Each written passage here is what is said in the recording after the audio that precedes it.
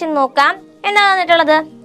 Find the maximum frequency കണ്ടുപിടിക്കാൻ പറഞ്ഞിട്ടുണ്ട്. And minimum wavelength of X rays produced by 30 kV electrons. Okay, അപ്പം maximum frequency minimum wave ലെങ്തും കണ്ടുപിടിക്കാനാണ് പറഞ്ഞിട്ടുള്ളത്. അപ്പോൾ 30 kV ഇലക്ട്രോൺസ് ആണ് അല്ലേ. അപ്പോൾ എത്ര മാത്രമാണോ മാക്സിമം എനർജി ഇലക്ട്രോൺസിന് കിട്ടുന്നത് തന്നെയായിരിക്കും അവിടുത്തെ അതിൽ നിന്ന് കിട്ടാൻ പോകുന്ന ആ ഒരു മാക്സിമം ഫ്രീക്വൻസി എന്ന് പറയുന്നത്. അറിയാമല്ലോ, ഫ്രീക്വൻസിയും അതുപോലെ തന്നെ കൈനറ്റിക് എനർജിയും എങ്ങനെയാണ് ഡിപ്പെൻഡൻ്റ് ആണ് അല്ലേ. അപ്പം മാക്സിമം ഫ്രീക്വൻസി നമുക്ക് കണ്ടുപിടിക്കാമല്ലോ. മാക്സിമം ഫ്രീക്വൻസി നമുക്ക് എങ്ങനെ കണ്ടുപിടിക്കാം? അതിനായിട്ട് ഇക്വേഷൻ യൂസ് ചെയ്യാം. ഏതാ ഇക്വേഷൻ നമുക്കറിയാവുന്ന? മാക്സിമം ഫ്രീക്വൻസി ആണ് നമുക്ക് കണ്ടുപിടിക്കാനുള്ളത്. ന്യൂ മാക്സിമം ആണ് നമുക്ക് കണ്ടുപിടിക്കാനുള്ളത്. നമുക്ക് എങ്ങനെയാണ് അതിനെ റിലേറ്റ് ചെയ്യാൻ പറ്റുക ഫ്രീക്വൻസി ആയിട്ട്? നമുക്ക് കൈനറ്റിക് എനർജിയുടെ ഇക്വേഷൻ അറിയാമല്ലോ. എന്താണ് കൈനറ്റിക് എനർജിയുടെ equation? Kinetic energy maximum is equal to EV0 എന്നുള്ളത് നമുക്കറിയാം അല്ലേ. ഓക്കെ, അതിൽ നിന്ന് ഇവിടെ ഈ ഇതിന് പകരം നമ്മൾ എന്താ യൂസ് ചെയ്യാൻ പോകുന്നത്? ഇവിടെ തന്നിരിക്കുന്ന ആ ഒരു വോൾട്ടേജ് ആണ് യൂസ് ചെയ്യാൻ പോകുന്നത്. ഓക്കെ, ഇതിനെ നമുക്ക് എങ്ങനെ എഴുതാം? H0 എന്ന് എഴുതാമല്ലോ. എനർജീൻ്റെ formula H0 is equal to E into ഈ ഒരു 30 kV ആണ് നമ്മളവിടെ യൂസ് ചെയ്യാൻ പോകുന്നത്. 30 kV പകരം നമുക്കൊരു കാര്യം ചെയ്യാം. ഓക്കെ, V0 എന്ന സ്റ്റോപ്പിംഗ് പൊട്ടൻഷ്യലാണ്. ഇവിടെ നമ്മൾ എടുക്കുന്നത് ഈ ഇലക്ട്രോൺസിൻ്റെ ആ ഒരു വോൾട്ടാണ് കേട്ടോ. ഓക്കെ, അപ്പോൾ 30 kV നമുക്ക് എങ്ങനെ എഴുതാം? 30 kV is equal to 30 into 10⁻³ volt എന്ന് നമുക്ക് എഴുതാമല്ലോ. അത് നമുക്ക് ഇങ്ങോട്ട് കൊടുക്കാം. അപ്പോൾ H0 ഇസ് ഈക്വൽ ടു എന്താ നമുക്ക് ലഭിക്കുന്നത്? 30 ഇൻറ്റു 10⁻³ ഇൻറ്റു E എന്ന് പറഞ്ഞാൽ ചാർജാണ്. ആ ചാർജും കൂടി അങ്ങോട്ട് കൊടുത്ത് നമുക്ക് എഴുതാമല്ലോ. എത്രയാണ്? 1.6 ഇൻറ്റു 10⁻⁻19.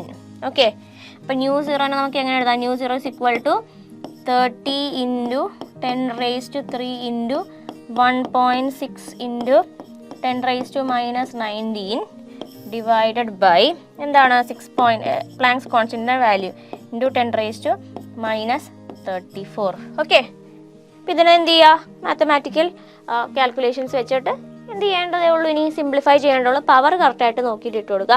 അപ്പോൾ ന്യൂ0 നമുക്ക് കറക്റ്റായിട്ട് കിട്ടിയാലാണ് മിനിമം വേവ് ലെങ്ത്തും കിട്ടുള്ളൂ. ഓക്കെ, അപ്പോൾ ന്യൂ0യുടെ വാല്യൂ ഇതൊന്ന് സബ്സ്റ്റിറ്റ്യൂട്ട് ചെയ്യുമ്പോഴത്തേനും ന്യൂ0യുടെ വാല്യൂ നമുക്ക് കിട്ടാൻ പോകുന്നത് ഇവിടെ തന്നെ എഴുതാം.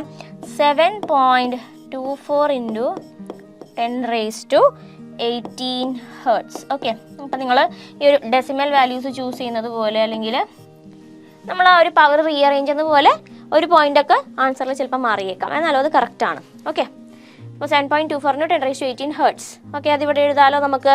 എന്നിട്ട് നമുക്ക് മിനിമം വേവ് ലെങ്ത്തും കൂടി കണ്ടുപിടിക്കാം. മിനിമം വേവ് ലെങ്ത്ത് ഇവിടെ തന്നെ നമുക്ക് വേറെ ഒരു ലെറ്ററിൽ വേണമെങ്കിൽ എഴുതാം. ഓക്കെ, അപ്പോൾ ഇനി ഇത് റേസ് ചെയ്യേണ്ട കാര്യമില്ലല്ലോ.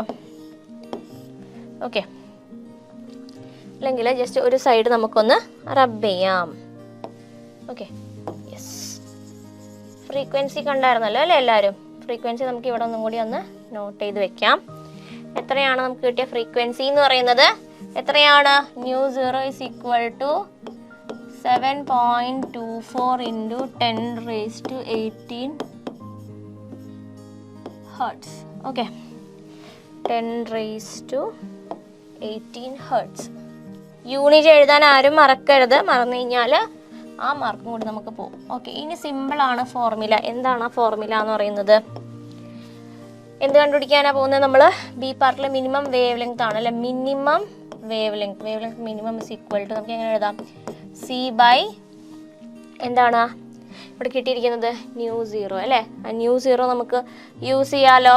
ന്യൂ0 wavelength is equal to velocity by frequency. അപ്പോൾ ന്യൂ0 that is nu maximum. Nu maximum ആണ് ഇവിടെ കണ്ടുപിടിച്ചിട്ടുള്ളത് കേട്ടോ. Nu maximum. ഈ ന്യൂ0 കൊണ്ട് ഇവിടെ ഉദ്ദേശിച്ചിരിക്കുന്നത് എന്തിനെയാണ്? ന്യൂ മാക്സിമത്തിനെയാണ്. അതൊന്ന് ചേഞ്ച് ചെയ്ത് എഴുതാം. കേസ് 0 എന്ന് കാണുമ്പോൾ ഒരു സ്റ്റോപ്പിംഗ് പൊട്ടൻഷ്യലിൻ്റെ കേസ്, സ്റ്റോപ്പിംഗ് പൊട്ടൻഷ്യൽ അല്ല ത്രഷോൾഡ് ഫ്രീക്വൻസിയുടെ കേസ്, അങ്ങനെ ഒരു കൺഫ്യൂഷൻ ഉണ്ടാവണ്ട. ഇതെന്താണ്? ന്യൂ മാക്സിമം ആണ് കേട്ടോ. എത്രയാണ്? Nu maximum. Okay, nu maximum തന്നെയാണ് ഇവിടെ ഉദ്ദേശിച്ചിട്ടുള്ളത്. ന്യൂ മാക്സിമം ക്ലിയർ ആണല്ലോ. ഓക്കെ, പിന്നെ ഇവിടെ എന്താണ്? Nu minimum by lambda minimum is equal to C by nu maximum. So lambda മിനിമത്തിന് നമുക്ക് എങ്ങനെ എഴുതാം? C എത്രയാണ്? 3 ഇൻറ്റു 10⁻8 ബൈ ന്യൂ മാക്സിമം എത്രയാണ്? 7.24 ഇൻറ്റു 10⁻18 ഹെർട്സ്. ഓക്കെ, അപ്പോൾ ഇതിനൊന്ന് സിംപ്ലിഫൈ ചെയ്യുക. അപ്പോൾ അതിൻ്റെയും ആൻസർ നമുക്ക് കിട്ടും.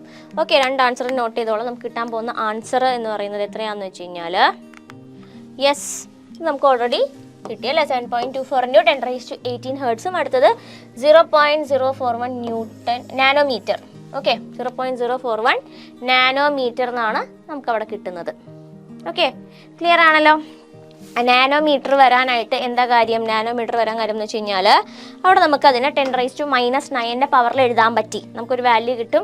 10⁻⁻9 പവറിൽ എഴുതാൻ പറ്റി കഴിഞ്ഞാൽ അതിനെ നമുക്ക് എങ്ങനെ എഴുതാം, 0.041 × 10⁻�9 ആണെങ്കിൽ നമുക്ക് ഇതിനെ 0.01 നാനോമീറ്റർ എന്ന് എഴുതാം. ഓക്കെ, ക്ലിയർ ആണല്ലോ, സിമ്പിൾ ആയിരുന്നല്ലോ ക്വസ്റ്റ്യൻ. അടുത്തൊരു ക്വസ്റ്റ്യൻ നോക്കാം. എന്താ ക്വസ്റ്റ്യനിൽ പറഞ്ഞിട്ടുള്ളത്, the photo electronic cut off voltage in A certain experiment. Photo electronic cut off voltage തന്നിട്ടുണ്ട്, V0 തന്നിട്ടുണ്ട്. ഇനി എന്താണ് മാക്സിമം കൈനറ്റിക് എനർജി എന്നാണ് കണ്ടുപിടിക്കാൻ പറഞ്ഞിട്ടുള്ളത്. ഈ ഒരു ഇക്വേഷൻ വളരെ ഇമ്പോർട്ടൻ്റ് ആണ്. മാക്സിമം കൈനറ്റിക് എനർജി അല്ലെങ്കിൽ ½ മാക്സ് അങ്ങനെ എഴുതാം. കൈനറ്റിക് എനർജി EV0 ആണ്. V0 എത്രയാണെന്നുള്ളത് നമുക്കറിയാം.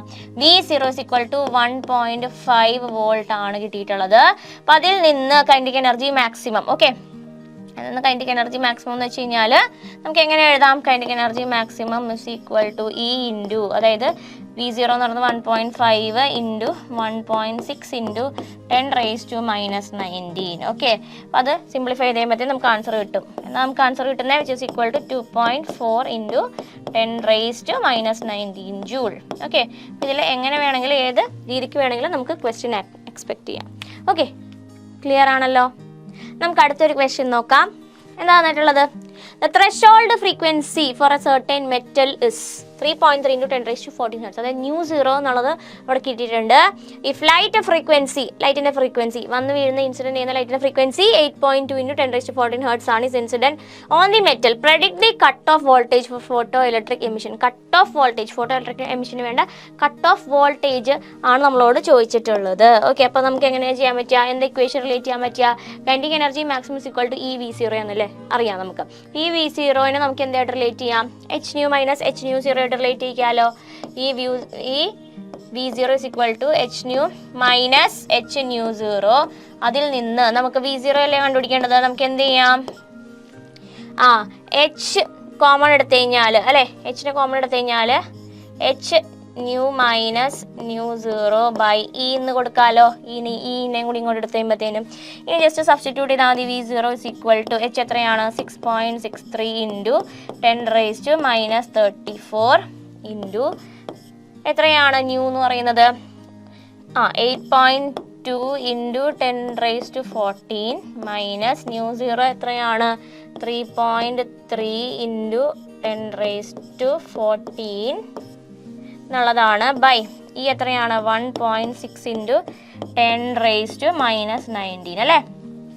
അപ്പോൾ ഇനി V0 സബ്സ്റ്റിറ്റ്യൂട്ട് ചെയ്ത് കഴിയുമ്പോഴത്തേനും ഫസ്റ്റ് ഈ ഒരു ടേമിനെ നമുക്ക് സിംപ്ലിഫൈ ചെയ്യാം, എന്നിട്ട് ഇതും സിംപ്ലിഫൈ ചെയ്യാം. ഓക്കെ, അപ്പോൾ ഇതിനെ സിംപ്ലിഫൈ ചെയ്ത് കഴിയുമ്പോഴത്തേനും നമുക്ക് എന്താ ആൻസർ കിട്ടാൻ പോകുന്നത്, we get the answer as 4.14 × 10⁻−15 എന്നായിട്ടെന്നേ. ഓക്കെ, 10⁻−15. ഓക്കെ, നമ്മൾ എടുക്കുന്ന പോയിന്റ്സ് അനുസരിച്ച് പവറുകൾ വേരി ചെയ്യാം, എന്നാലും ഫൈനൽ ആൻസർ കറക്റ്റ് ആയിരിക്കും. 4.14 × 10⁻15 ഇൻറ്റു 4.9 × 10⁻, എന്താ വരുന്നത്, 14 തന്നെയാണ് വരുന്നത്. ഓക്കെ, സിംപ്ലിഫൈ ചെയ്ത് കഴിയുമ്പോഴത്തേനും നിങ്ങൾക്ക് ഈ ഒരു ആൻസർ കിട്ടും.